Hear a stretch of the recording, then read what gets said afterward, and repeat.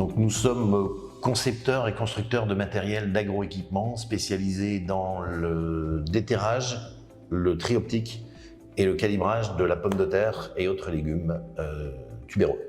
Nous sommes 85 salariés, 16 ingénieurs, 2 chercheurs, un chercheur en intelligence artificielle et un en mécanique.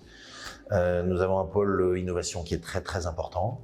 Nous réalisons un chiffre d'affaires d'un peu plus de 20 millions d'euros en 2023, principalement en France, et avec 35% d'export, Angleterre, Belgique, Canada, États-Unis, Espagne, Italie, Pays-Bas. Voilà, enfin, il se fait de la pomme de terre un peu partout dans le monde, donc on peut vendre partout dans le monde. Je suis originaire du secteur. L'entreprise est positionnée et installée à 7 ou 8 km d'ici. En 93, on est arrivé ici et depuis, il y a eu une forte croissance. Mais déjà, on est dans le berceau de la pomme de terre. Et secondo, la valeur travail des Flamands et des Nordistes n'est plus à démontrer. Ce sont des vrais travailleurs passionnés. Et pour moi, ça fait toute la différence. En 2017, nous avons eu l'idée de lancer un trieur optique basé sur l'intelligence artificielle. Donc en fait, les pommes de terre dans les exploitations agricoles étaient triées à la main. On ne trouve plus de personnel. On a lancé une machine qui est capable, à très grand débit, de trier des pommes de terre vertes, coupées, difformes, gâtées, crevassées et ainsi de suite, sans personnel. Et la particularité de la machine, c'est qu'elle a 3 sorties. Une sortie bon produit, une sortie déchets deuxième qualité, qui est valorisable pour l'alimentation du bétail ou en méthanisation, et sortie mode cailloutaire. Donc ça permet de revaloriser tout de suite les écarts de triage. En France, nos clients sont les agriculteurs et les transformateurs de pommes de terre en frites. À l'international, on a des gros clients qui viennent en direct nous consulter. Et après, on a des distributeurs ou des importateurs en fonction des pays. On s'adapte. On est assez souple, on est une PME et on est réactif. Nous avons recruté 24 postes supplémentaires, principalement en recherche et développement en 2022-2023. La croissance sera la même puisque nous prévoyons une croissance de notre chiffre d'affaires de 40% pour l'année prochaine. Donc là, on aura plus besoin de ressources de production.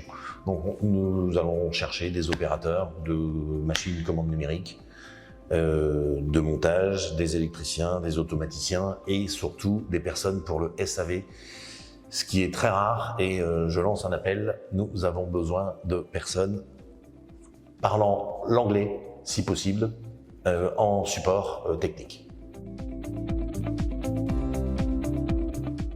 On a un leitmotiv, c'est innovation et performance. C'est même écrit et ça n'a pas changé et c'est valable en français et en anglais. C'est bien pratique. Donc en fait, on développe beaucoup de nouvelles machines, de nouveaux concepts. Et la performance, c'est le débit de chantier qu'on offre à nos clients utilisateurs et ils peuvent travailler beaucoup plus vite. En fait, ce qui se passe, c'est que un gros producteur, il y a 30 ans, faisait 50-60 hectares de pommes de terre. Et il avait 3-4 semaines pour récolter ces 60 hectares ou 70 hectares. Maintenant, un gros producteur va en faire 400-500. Mais il n'a pas plus de temps pour récolter. Donc, il faut qu'on adapte les machines, les moyens des machines, la productivité des machines à leurs attentes et à leurs besoins. Il nous a été très utile, ça nous a permis de bien réfléchir et de bien organiser le process de la nouvelle usine. Donc on a déjà utilisé le soutien d'Industrie du Futur en 2015 pour la première extension que vous voyez peut-être derrière moi. Et on viendrait le réutiliser pour la nouvelle usine qui est une extension de 5000 m². Donc on a eu recours à Marc Mazzolini, qui est un consultant qui nous suit depuis presque 10 ans maintenant. Et c'est ça que j'apprécie aussi, il ne faut pas tout recommencer avec un nouveau consultant. Principalement organisation, lean manufacturing, industrie 4.0. Alors, l'innovation est au cœur du développement de Downs. Le Crop Vision représente plus de 50% de notre chiffre d'affaires. Les dernières innovations, les derniers développements représentent au total plus de 80% de notre chiffre d'affaires. On développe énormément les nouvelles technologies, l'intelligence artificielle, la visionique, donc le hard et le soft. On a 3 tests chiffres qui sont en cours, donc on accélère beaucoup là-dessus. Pour nous, c'est l'ADN de la société. C'est la base effective de notre développement. Sans les innovations, on ne serait pas où on est actuellement. Ils sont humains, adapter la production au développement de la société, et c'est pas le plus mince des défis. On a développé une entreprise qui s'appelle Downs Vision Limited en Angleterre, peut-être dupliquer ce modèle dans d'autres pays. Ils sont productiques.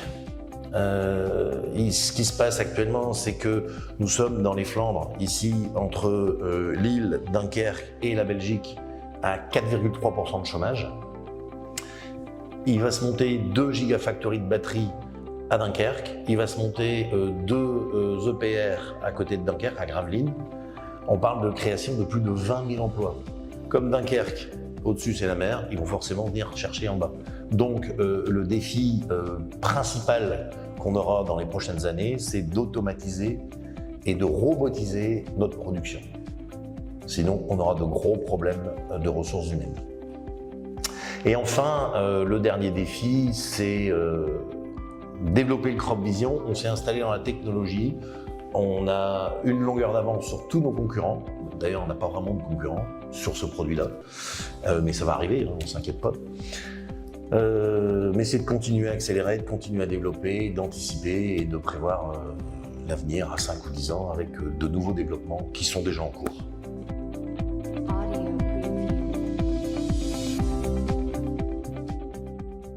Nous sommes également clairement engagés dans la démarche REV 3, initiée et soutenue par Frédéric Motte.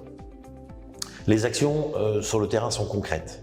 Au niveau de notre RSE, nous avons mis en place une gestion environnementale, diminution de la consommation d'électricité, diminution de la consommation d'air, diminution de la consommation d'eau. Nous avons également mis en place des procédures de recyclage de tous nos déchets. Au niveau de la responsabilité sociale, nous faisons la promotion des bonnes conditions de travail. Isolation thermique, isolation phonique de toute l'usine. En termes d'innovation responsable, nous utilisons de plus en plus des machines électriques pour la manutention.